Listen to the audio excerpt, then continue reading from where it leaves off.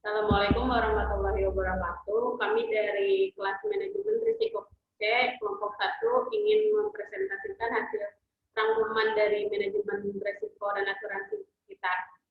Dari saya Eni Rahma KPM Nureka dengan NPM 16118107 dan ada teman saya bernama Vidya Nuraini Febrianti dengan NPM 16118092. Adapun teman saya juga Iis Peggy Arianto dengan NPM 16118095 dan teman saya satu lagi bernama Tatiana Kusuma Wardani dengan NPM 16118108. Yang materi pertama adalah manajemen risiko dan asuransi. Pengertian risiko. Apa itu risiko? Pengertian risiko secara umum, risiko didefinisikan sebagai suatu ketidakpastian terhadap pencapaian sasaran. Adapun pengertian selanjutnya, risiko juga dapat diartikan sebagai suatu keadaan ketidakpastian di mana jika terjadi suatu keadaan yang tidak dikehendaki dapat menimbulkan suatu kerugian. Adapun menurut para ahli, yang pertama itu dari Vaughan. Menurut Vaughan, risiko merupakan kemungkinan terjadinya kerugian. Adapun menurut Profesor Dr. Insinyur Sumarno MS, suatu kondisi yang timbul karena ketidakpastian dengan seluruh konsekuensi tidak menguntungkan yang mungkin terjadi disebut risiko. Adapun tiga unsur penting dari sesuatu yang dianggap sebagai risiko. Yang pertama, risiko merupakan suatu kejadian. Yang kedua, kejadian tersebut masih merupakan kemungkinan, jadi bisa saja terjadi dan bisa tidak terjadi. Yang ketiga, jika sampai terjadi akan menimbulkan kerugian. Adapun risiko menurut ISO 31000-2 2018, sama seperti pengelolaan proses bisnis lain, pengelolaan risiko untuk suatu organisasi perlu dilakukan dengan sistematis. Salah satu standar internasional untuk sistem manajemen risiko adalah ISO 31000. Standar itu pertama kali diterbitkan oleh International Organization for Standardization atau ISO pada 2009 dan direvisi pada 2018.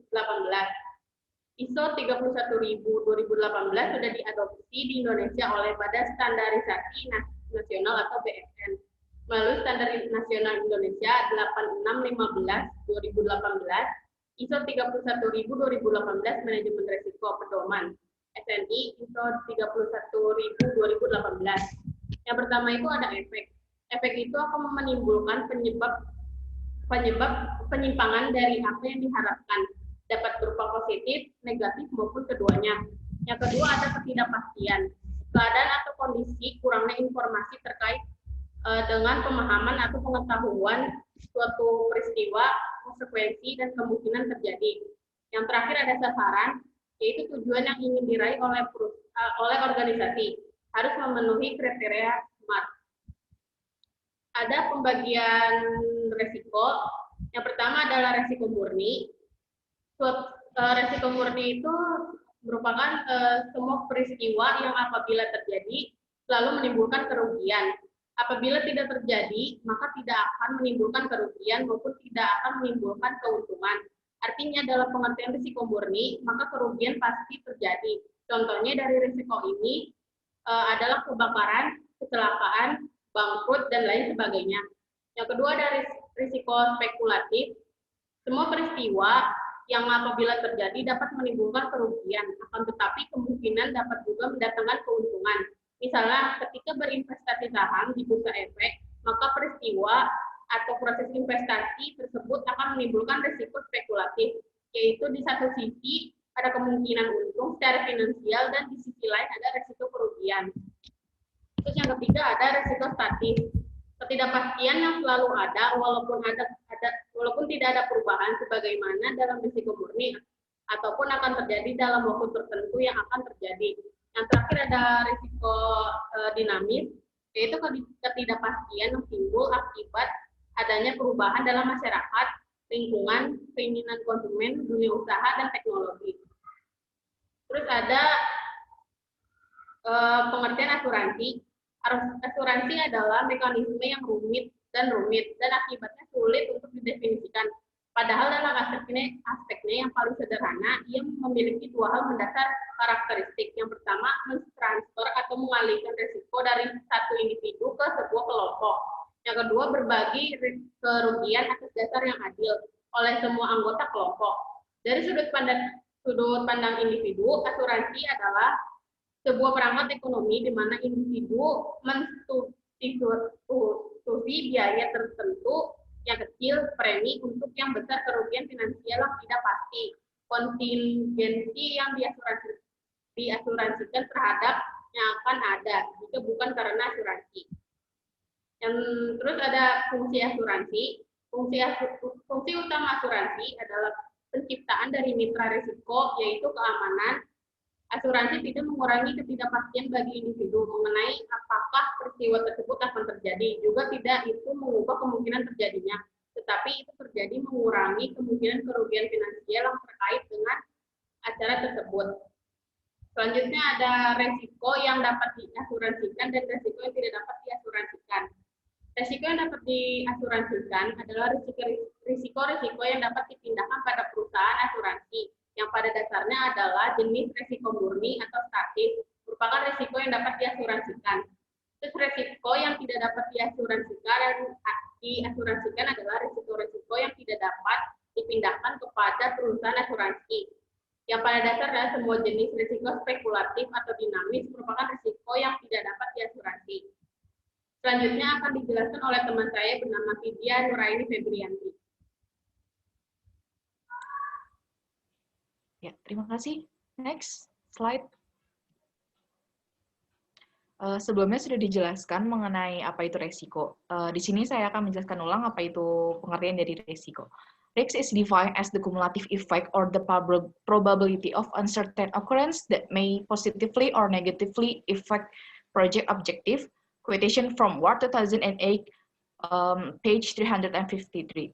Dari pengertian resiko tersebut diketahui bahwa manajemen resiko adalah segala proses kegiatan yang dilakukan semata untuk meminimalkan bahkan mencegah terjadinya risiko di perusahaan. Di dalamnya ada kegiatan identifikasi, perencanaan, strategi, tindakan, pengawasan, dan evaluasi terhadap hal-hal negatif yang kemungkinan akan menimpa usaha yang terjadi. Next slide.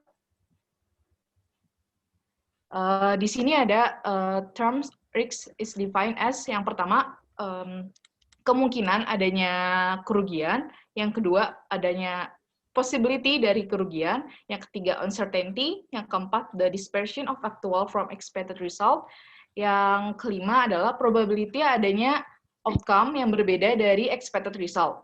Lalu selanjutnya konsep dari risk itu sendiri, yang pertama probabilitas rendah dan impact yang rendah sama dengan risk yang rendah. Yang kedua, probabilities yang tinggi dan impact yang tinggi sama dengan high risk. Yang ketiga, probabilities tinggi namun impact yang rendah itu sama dengan low risk. Lalu selanjutnya, karakteristik dari risk itu sendiri, yang pertama, risk berganti sesuai dengan waktu. Lalu, risk is usually partially unknown.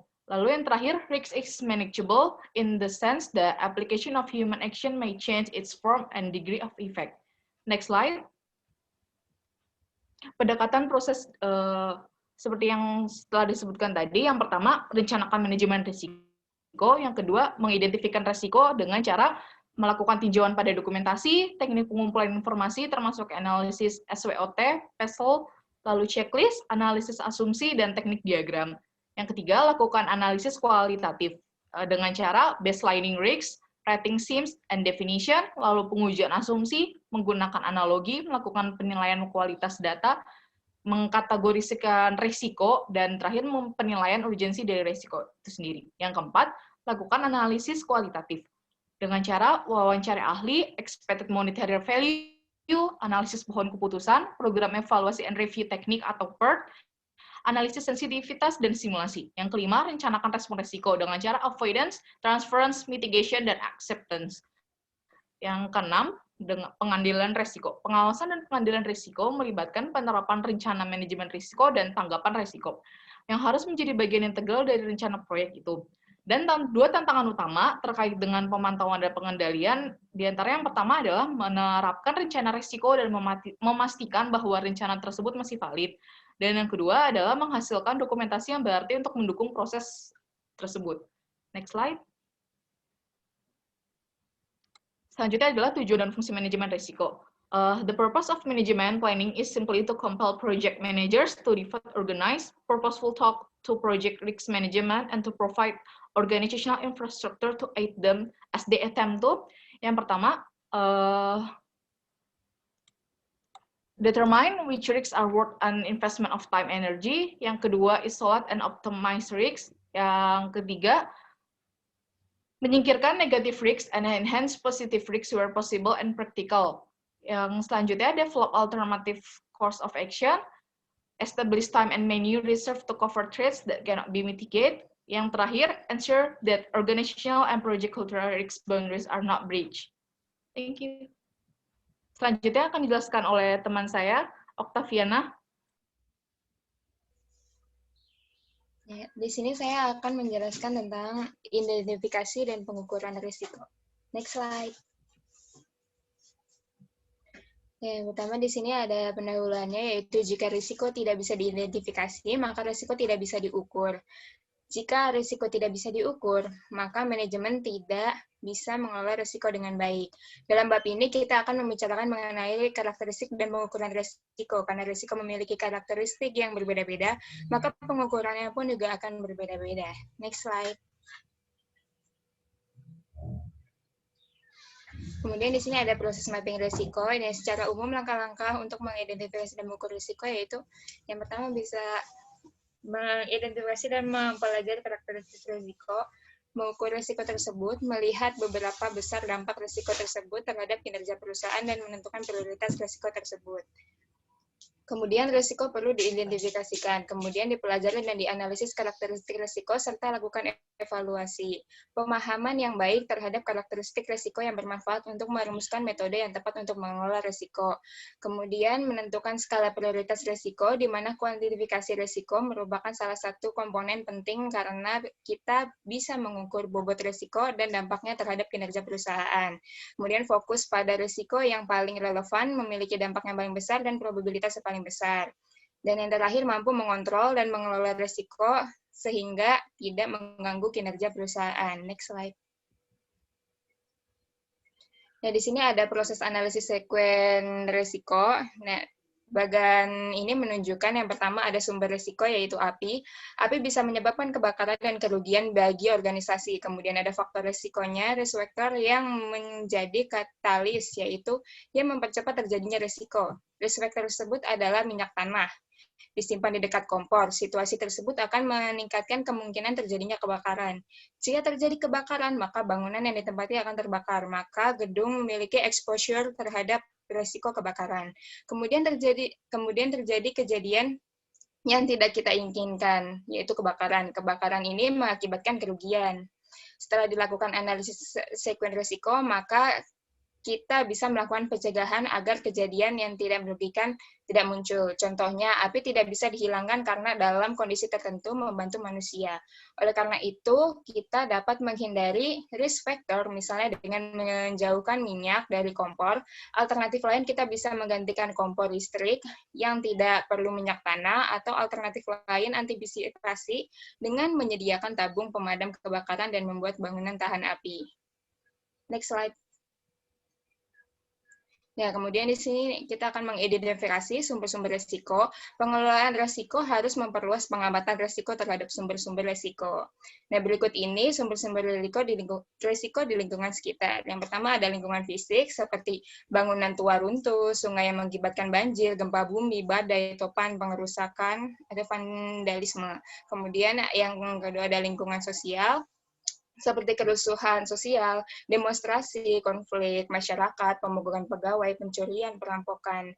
Kemudian ada lingkungan politik, yaitu perubahan perundang-undangan, perubahan peraturan konflik antar negara,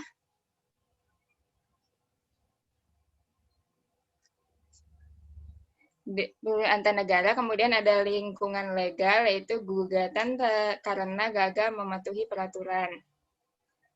Kemudian ada lingkungan operasionalnya, yaitu kecelakaan kerja, kerusakan mesin, kegagalan sistem komputer, serta virus terhadap komputer. Kemudian yang terakhir ada lingkungan ekonomi, yaitu kelesuan ekonomi atau resesi, terus inflasi yang tidak terkendali. Next slide. Dengan mengamati sumber risiko, maka kita bisa memperoleh gambaran risiko-risiko apa saja yang mungkin muncul akan membahayakan organisasi. Berikut alternatif kategori sumber risiko, yaitu yang pertama ada konsumen. Keluhan dari konsumen yang mengakibatkan kekecewaan tidak mau lagi membeli produk perusahaan. Konsumen merasa dirugikan dan kemudian menuntut perusahaan. Kemudian yang kedua ada supplier. Pasokan dari supplier tidak tepat waktu bisa menjadi salah satu sumber resikonya. Kemudian dari pesaing dapat meluncurkan produk baru yang lebih baik, pesaing menurunkan harga yang bisa mengakibatkan persaingan harga sehingga menurunkan keuntungan perusahaan. Kemudian yang terakhir ada regulator, yaitu perusahaan gagal memenuhi peraturan atau perundang-undangan. Next slide.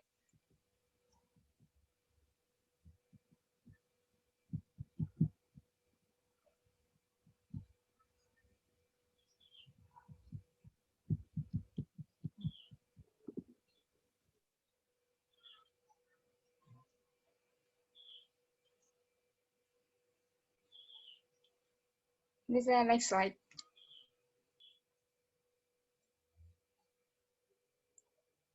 Kemudian ya, ada teknik lain pendukung identifikasi risiko. Yang pertama ada metode laporan keuangan, menganalisis flowchart kegiatan dan operasi perusahaan. Yang ketiga analisis kontak, dan yang keempat catatan karakteristik kerugian dan laporan kerugian perusahaan. Dan yang terakhir ada survei atau wawancara terhadap manajer. Next slide.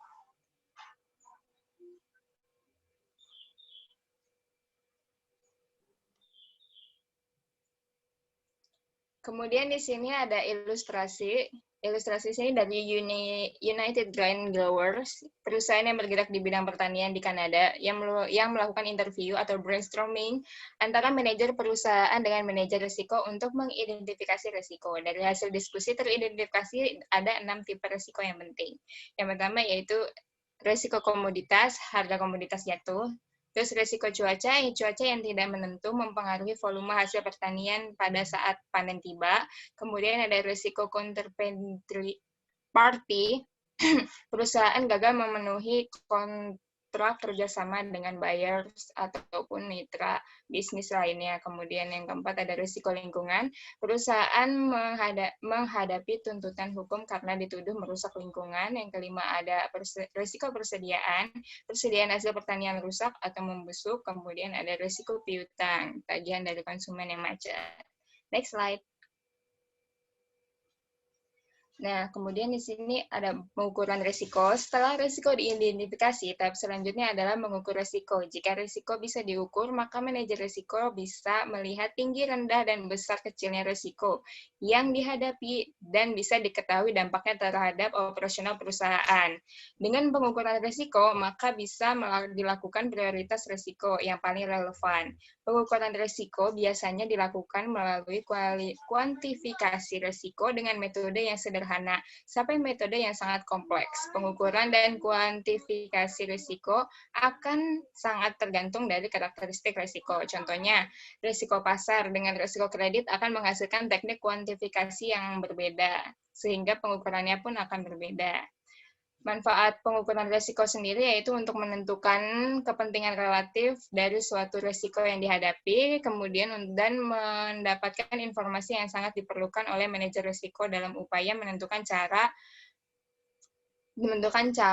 dan kombinasi cara-cara yang paling dapat diterima atau paling baik dalam penggunaan sarana penanggulangan risiko. Dan dimensi yang diukurnya sendiri yaitu besarnya frekuensi kerugian, artinya berapa kali terjadinya suatu kerugian selama satu periode tertentu, kemudian tingkat kegawatannya atau keparahan dari kerugian tersebut. Artinya untuk mempengaruhi sampai seberapa besar pengaruh dari suatu kerugian terhadap kondisi perusahaan, terutama kondisi finansialnya.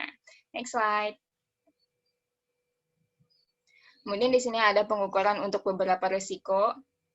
Yang pertama ada risiko pasar, harga pasar bergerak ke arah yang tidak menguntungkan. Kemudian teknik pengukurannya bisa value at risk, stress testing. Kemudian tipe risikonya ada risiko kredit, dengan teknik pengukurannya bisa menggunakan credit rating atau credit metric, dan risiko perubahan tingkat bunga bisa menggunakan teknik pengukuran metode pengukuran jangka waktu, durasi, dan risiko operasional bisa menggunakan teknik pengukuran matriks frekuensi kerugian. Untuk risiko kematian bisa menggunakan teknik pengukuran probabilitas kematian dengan tabel mortalitas, dan tipe risiko kesehatan bisa menggunakan teknik pengukuran probabilitas terkena penyakit. Untuk tipe risiko teknologi bisa menggunakan teknik pengukuran analisis skenario. Next slide. Nah, kesimpulannya itu bab ini membicarakan identifikasi dan pengukuran risiko yang merupakan pengantar terhadap bab mengenai pengukuran risiko yang dibicarakan pada bab-bab selanjutnya. Jika kita ingin mengelola risiko yang baik, maka risiko harus bisa diidentifikasi, dipelajari karakteristiknya, dan kemudian diukur. Pengukuran tersebut untuk melihat indikator tinggi rendahnya risiko dan dampak risiko pada perusahaan. Identifikasi risiko bisa dilakukan berbagai teknik seperti menganalisis sekuen sumber risiko, kemudian risk factor, peril, kemudian kerugian. Mengidentifikasi sumber-sumber risiko dari lingkungan dan menganalisis risiko yang barangkali bisa muncul dari setiap sumber tersebut. Mewawancarai manajer mengenai risiko-risiko yang dianggap penting bagi organisasi. Sekian dari saya, kemudian akan dilanjutkan oleh rekan saya, Iis.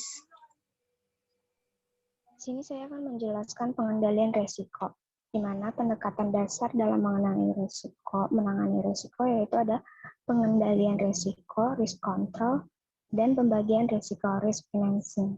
Berikut adalah beberapa cara mengendalikan risiko, yaitu pertama mengendalikan risiko, risk control, yang kedua menghindari risiko, risk avoidance, dan yang ketiga menahan risiko, risk retention, dan mengalihkan risiko, risk transfer. Next. Di sini ada contoh kasus. Misalkan ada tawaran proyek melakukan pembangunan pabrik produksi tahu bulat di Palestina. Dalam hal ini, kemungkinan risiko yang dihadapi sangat tinggi. Pertama, adanya peperangan melawan Israel di mana Gaza, Palestina, merupakan zona penyerangan yang dilakukan Israel. Terlebih lagi, akibat penyerangan ini memakan banyak korban, sehingga nyawa orang-orang untuk melaksanakan pembangunan pabrik tahu bulat tersebut dalam bahaya.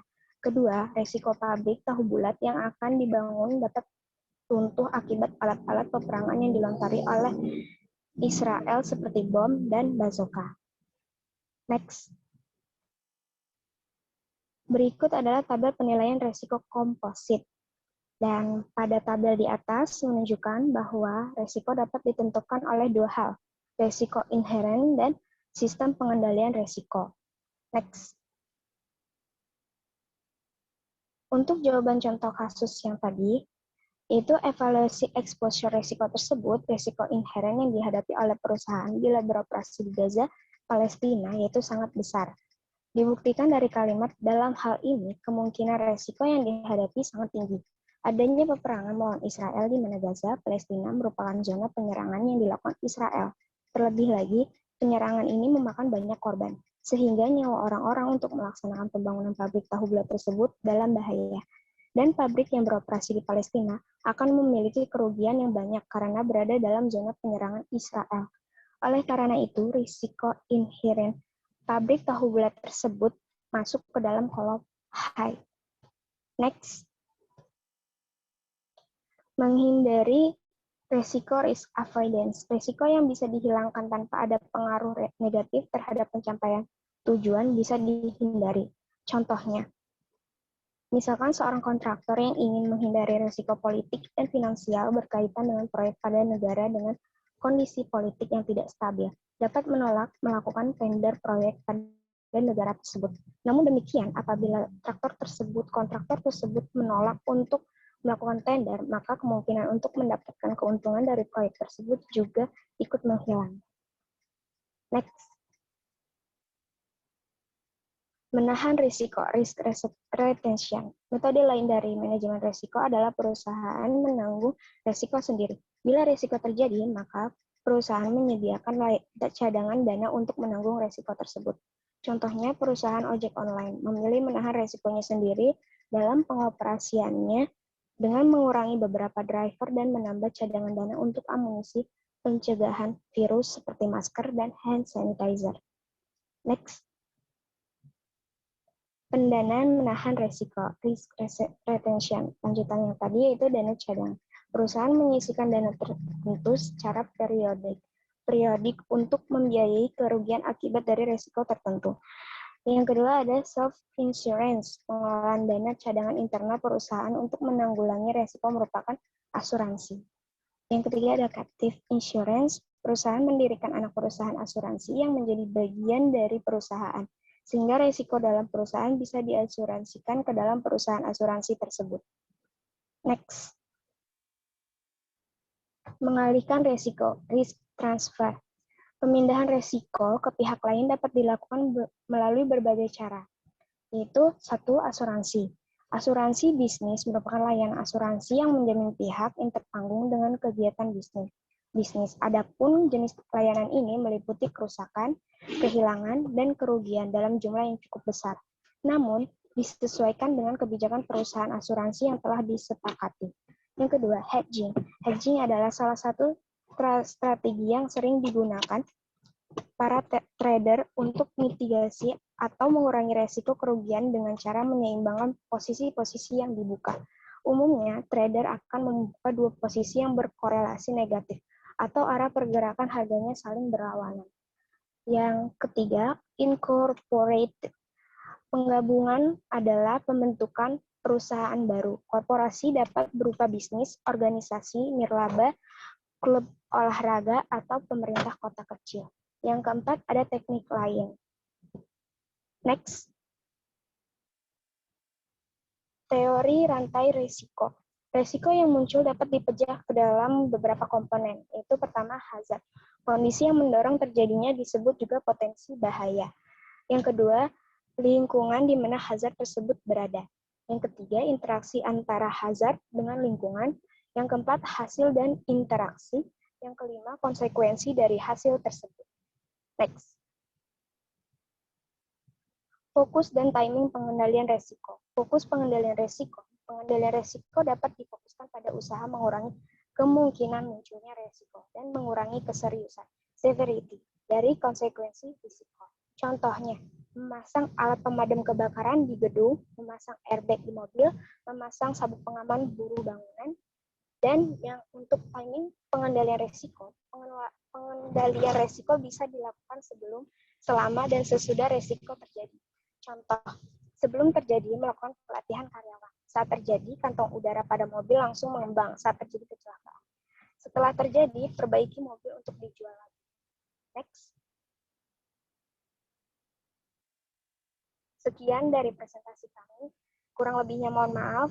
Terima kasih. Wassalamualaikum warahmatullahi wabarakatuh.